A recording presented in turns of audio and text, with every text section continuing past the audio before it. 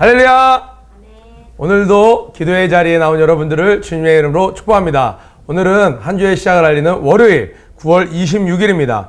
오늘은 사도행전 8장 1절부터 13절까지 빌립이 사마리아 성에서 전도하다 라는 말씀 제목으로 함께 은혜를 나누시겠습니다. 말씀 봉독해 주시겠습니다. 오늘 말씀은 사도행전 8장 1절부터 13절 말씀입니다. 사울은 그가 죽임당함을 마땅히 여기더라. 그날에 예루살렘에 있는 교회에 큰 박해가 있어 사도 외에는 다 유대와 사마리아 모든 땅으로 흩어지니라. 경건한 사람들이 스데반을 장사하고 위하여 크게 울더라.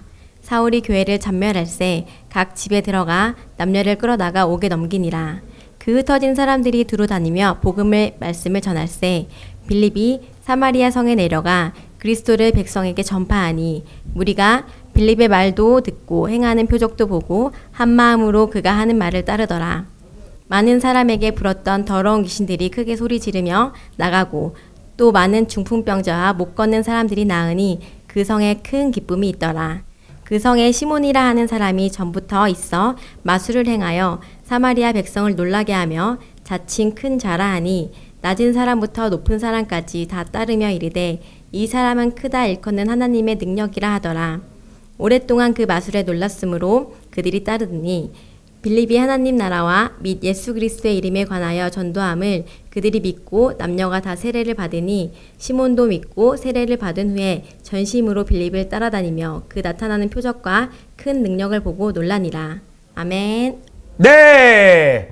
오늘은 지난주에 이어서 스데반의 죽음 그리고 그 이후에 일어나는 일에 대해서 성경은 계속 이야기를 하고 있습니다. 우리 친구들 스데반의 이야기 굉장히 길게 살펴본 것 같아요. 근데 스데반의 이야기를 어떻게 태클 걸었나요?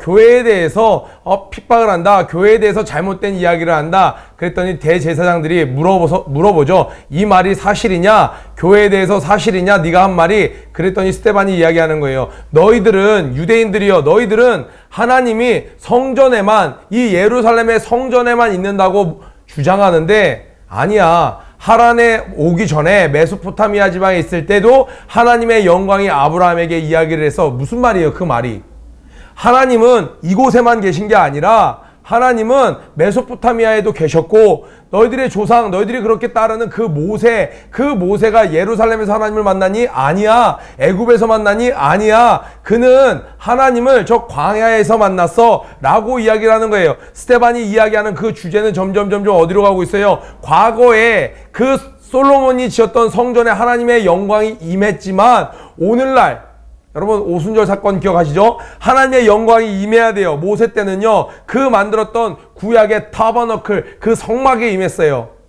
자 그리고 왕정시대 때는요. 그 솔로몬 성전에 하나님의 영광이 임했습니다. 근데 신약시대 때 오순절 때 하나님의 영광이 이 땅에 임해야 되는데 어디 성전이 없는 거예요. 어디가 성전이었나요? 하나님께 기도하는 이제는 바로 예수 그리스도의 몸된 교회, 바로 저와 여러분 예수 그리스도를 주라 고백하는 우리들의 몸을 성전 삼아서 하나님의 영광이 임하였다라고 스데반은 이야기를 하고 있는 거예요. 더 이상 저 성전에만 머무시는 분이 아니라 이제는 우리 안에 머무시는 분이다 라고 이야기를 하면서 스데반이 예수의 죽음과 예수의 부활에 대해서 다 설교를 못했어요. 그들이 더 이상 이제 성전에만 머무시는 분이 아니라 우리 안에 머무시는 분이다 이걸 주장하다가 어떻게 됐어요? 그들이 이를 가면서 더 듣지도 못하고 이를 가면서 그를 죽였습니다. 만약에 그들이 막 마음으로 막 괴로워하고 막 그랬으면 스데반이 멈추지 않고 그 예수 그리스도의 우리를 성전 삼아 주신 예수 그리스도의 탄생과 그리고 그의 십자가에 달리심 그의 부활까지 다 설교를 했을 거예요. 그런데 그들이 끝까지 설교를 듣지도 못한 채 결국 스데반은 돌에 맞아 죽었습니다. 어떻게 보면 중간에 맥이 딱 끊기는 격이에요. 이 교회가 성장하고 있을 때 한 사람의 7 집사를 이제 딱 세워서 교회가 막 흥황하기 시작하는데 그 중에 굉장히 능력 있는 하나님 보시기에 기뻐했던 집사가 돌에 맞아 죽었습니다. 진짜 오늘 성경은 뭐라고 이야기합니까? 1절에 사울은 그가 죽임당함을 마땅히 여기더라. 우리는요 예수 안에 있는 교회 흔히 말하는 형제 자매들은 작은 안 좋은 일만 옆 사람이 생겨도 좀 저 사람이 조금만 아픔을 겪어도 굉장히 마음을 씁니다. 어떡하지? 혹시 상처받은 거 아닐까? 저 얼마나 힘들까? 그런데 세상에 있는 사람들은요 예수 믿는 사람들을 죽이고서도 그걸 당연하게 여기는 거예요. 학교에서 우리 친구들 어려운 일 겪죠? 저는 굉장히 중학교 때 그런 마음을 가졌어요. 야, 친구들 나한테 이렇게 심하게 하고 마음 안 찔리나? 나는 조금만 친구들한테 욕도 아니고 좀 싸납게 말해도 굉장히 마음이 하루 종일 괴롭던데 쟤네들은 나한테 이렇게 막 하고 괜찮은가? 오늘 성경에 말하죠. 마땅히 여기더라. 왜 그래요? 세상은요, 예수를 믿는 자와 믿지 않는 자로 나눠지게 돼 있어요. 우리가 이렇게 하는 삶의 패턴과 삶의 목적과 삶의 어떤 방향을 그들은 이해하지 못합니다. 그날에 예루살렘에 있는 교회에 큰 박해가 있어 사도 외에는 다 유대와 사마리아 모든 땅으로 흩어지니라. 경건한 사람들이 스데반을 장사하고 위하여 크게 울더라. 동그라미 쳐서 크게 울었습니다. 감정적으로 크게 울었다는 건 뭐예요? 슬프다는 거예요. 아픔이 있다라는 거예요. 교회에 큰 아픔이 왔어요. 그리고 거기 동그라미를 치고 쭉 내려서 어디로 갑니까? 8절에 그 성에 큰 기쁨이 있더라. 여기까지 화살표를 쫙 그어보세요. 큐텍을 너무 깨끗하게 쓰려고 하지 마세요. 예. 동그라미를 쳤어요? 예, 경건한 사람들이 스데반을 장사하고 크게 위하여 울더라. 동그라미 크게 쳐보세요. 막 별표 쳐보세요. 근데 이 울었던 그들이 어떻게 되냐? 8절에 보니까 그 성에 큰 기쁨이 있더라. 이들이 어떻게 그렇게 울음이 있었고, 어떻게 사람들 보기에는 7 집사까지 세우고 이제 조직을 갖추고 마치 새 출발을 시즌2가 시작하는 것처럼 교회가 쫙 부흥을 하고 있었는데 집사가 죽고 큰 슬픔이 왔어요. 그런데 어떻게 이렇게 대역전이 일어났을까요? 우리 계속 제가 큐티할 때마다 얘기하는 진격의 복음, 하나님의 복음이 도저히 멈춰지지 않는 거예요. 근데 어떤 상황을 통해서 그렇게 됐느냐? 오늘 말씀을 살펴보면서 우리 또한 여러분 지난주에 큰 슬픔이 있었습니까? 오늘 큰 기쁨 있는 한 주가 되길 원합니다. 오늘 새벽에 큰 슬픔이 있었습니까? 큰 기쁨이 있는 오후가 되길 원합니다. 작년에 큰 아픔이 있었습니까? 큰 기쁨이 있는 올 한 해가 풍성하게 되기를 축복합니다. 그게 바로 예수의 사람들입니다. 아멘. 사울이 교회를 잔멸할 때, 완전히 잔멸이라는 건 뭐냐면요, 불씨가 사그라들었을 때 꺼진 불도 다시 보자, 완전히 지려밟는 거예요. 예수 믿는 사람들을 한 명도 어린아이 어른할 것 없이 다 잡아다가 죽이는 일에 앞장선 사람이 사울이었습니다. 각 집에 들어가 남녀를 끌어다가 옥에 넘기니라. 이제 큰일 났어요. 이제 뭐 예수 믿는 사람들, 지도자들, 집사, 사도가 아니라 예수 믿는 사람들은 다 잡아다가 감옥에 가두기 시작했어요. 아까 서두에 말했던 것처럼 세상은 갈수록 예수 믿는 자와 믿지 않는 자로 갈라지게 됩니다. 그리고 믿지 않는 자가 믿는 자들을 핍박하는 시대예요. 자, 그런데 4절에 그 흩어진 사람들이 두루 다니며 복음의 말씀을 전할 때, 자, 별표 나왔습니다. 드디어 아까 전에 말했던 크게 울더라가 기쁨이 있더라로 바뀌는 인생이 될 수 있다면 복음의 말씀을 전할 때예요. 우리 이렇게 말하면 여러분들 복음의 말씀을 전할 때라고 하면 나가서 전도해라, 1명 데려와라, 2명 데려와라, 이렇게 접근을 하면 이게 부담이 돼요. 그러나 복음의 말씀은 예수 그리스도의 말씀을 전할 때, 하나님의 말씀을 내 삶 가운데 나타낼 수 있을 때, 하나님께서 나에게 오늘 희망이 있다고 했습니다. 그러니 저에게도 희망이 있고 여러분에게도 희망이 있습니다라고 말할 수 있는 삶, 하나님의 말씀을 증거만 할 수 있다면 우리의 인생은 여전히 역전이 일어날 수 있습니다. 우리 예전에 그 찬양이 뭐였죠? 우리 중고등부 선생님들 7명인가요? 5명이서 불렀던 아직도 나에겐 기도할 힘이 있는데, 기도할 힘이 아직도 있는데 늦지 않았다는 거예요. 다시 시작할 수 있다는 거예요. 우리가 복음의 말씀만 여전히 전할 수 있다면 하나님이 날 사랑하셔. 누가 그래? 성경에 써 있어. 이것도 복음입니다. 하나님이 나의 죄를 용서해 줘서 뭐래? 너 그렇게 더러운 짓을 해놓고, 그렇게 나쁜 짓을 해놓고, 아니야, 성경에 주홍빛같이 주홍같이 붉을지라도 나의 죄를 흰눈같이 깨끗게 하셨다고 했어. 이게 복음이에요. 내 삶 가운데 예수님이 다시 부활하셨습니다. 복음의 메시지를 전할 수 있다면 우리는 여전히 가능성이 있습니다. 아멘. 빌립이 사마리아 성에 내려가, 빌립 동그라미의 오늘 주요 인물입니다. 제가 여러분들에게 도전할게요. Who's next? 따라해보세요. Who is next? 7 집사를 세웠는데 스데반이 죽었어요. 그랬더니 나머지 6명이 야 집사 하다가 이거 뭐 살아날 기밀이 없구나, 다 도망가라, 이게 아니었어요. 스데반이 죽었어요. 다음엔 빌립이 있습니다.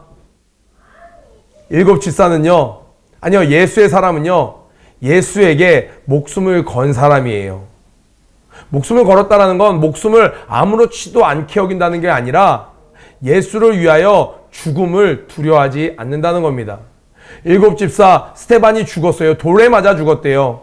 사람들에게 억울하게 죽었대요. 그 소식이 삽시간에 퍼져나가고 예수 그리스도를 따르는 자들이 다 감옥에 갇혀갈 때 이 집사 그 다음 사람이 등장했습니다. 보란듯이 등장했어요. 빌립이 등장해서 사마리아의 복음을 증거합니다. 사마리아의 역사적인 배경은 여러분들 많이 알고 있을 거예요. 우리나라로 치면 이런 사람들이에요.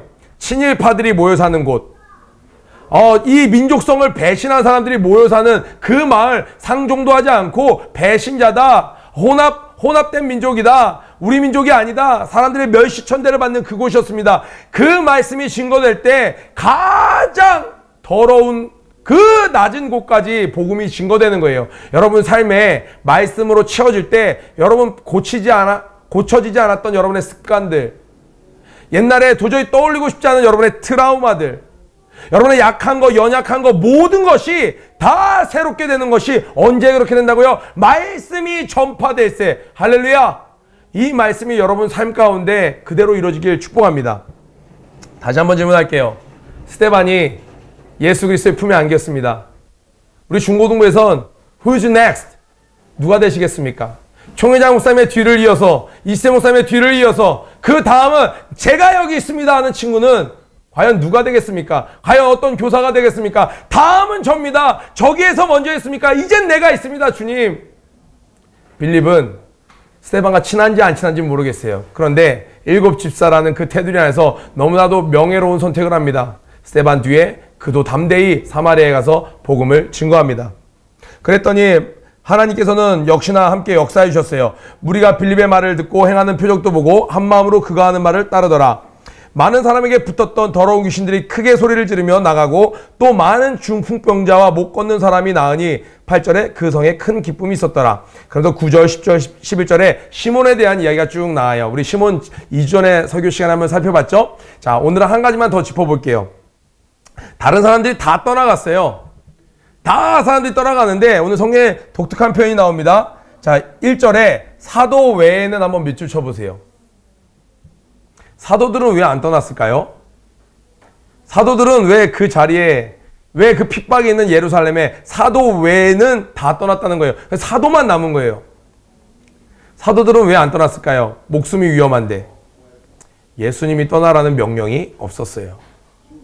그래서 예수의 제자라면 위험한 순간이 됐으니까 먼저 도망가고, 먼저 자기 살 길을 궁리하고, 먼저 돈 벌 궁리를 하고, 먼저 점수 딸 궁리를 하고, 그러는 것이 아니라 하나님의 말씀대로 하는 거예요. 그러면 백성들은 어떻게 된 거예요? 백성들은 하나님의 말씀이 있었어요. 우리 한번 옆에 있는 119페이지에 있는 함께 읽기 한번 볼까요? 이 동네에서 너희를 박해하거든 저 동네로 피하라. 내가 진실로 너에게 이르노니 이스라엘의 모든 동네를 다 다니지 못하여 인자가 오리라. 핍박이 있을 때는 너희들 흩어져서 말씀을 증거해라. 여러분 삶 가운데 어려운 일이 올 때가 있어요. 그때는 어떻게 행동해야 될까요? 갑작스러운 일이에요. 월화수목금 매일매일 반복되는 일상인데 갑작스럽게 예상치 않은 일이 발생했어요. 그때는 우리 좌우로 흔들릴 필요 없어요. 평소에 주님이 하셨던 말씀대로, 평소에 행하던 대로, 가르쳐 주신 대로 행하면 되는 거예요. 교인들은요, 교회 사람들은요, 이 예수의 제자들은요, 평소에 주님 말씀하셨던 대로 핍박이 오니까 흩어져서 또 말씀을 증거했어요. 사도들은 명령이 떨어질 때까지 그 자리에 있는 거예요. 마치 이런 것과 같은 거예요. 세월호 사건 기억하시죠? 누가 먼저 떠나야 되나요? 누가 먼저 탈출해야 되나요? 네, 어린 학생들부터.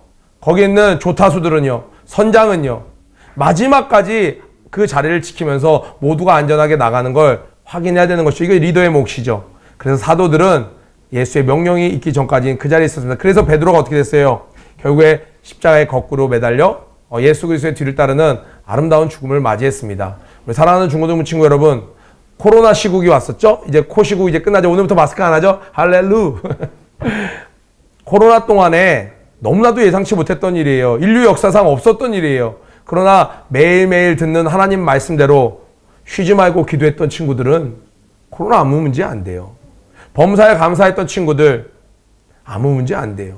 그런데 주님이 평소 하셨던 말씀이 있는데 코로나가 딱딱 치니까 어떡하지 기도를 안 하고 예배의 자리에 나아가지 않고 섬기지 않고 말씀을 읽지 않고 자기도 모르게 신앙이 떨어져 버리는 거예요. 근데 코로나 시국이에요. 비록 교회는 한 번도 못 나갔지만 주님 말씀하신 대로 너는 때를 얻든지 못 얻든지 친척을 만나거나 친구를 만나거나 말씀을 증거했던 친구들, 쉬지 않고 기도했던 친구들, 코로나가 끝나고 나니까 어때요? 이전보다 다운됐나요? 아니요. 더 충만해진 모습으로 다시 만나는 거죠. 바로 오늘 새벽기도에 나온 여러분들처럼 오늘 말씀 마무리하고자 합니다.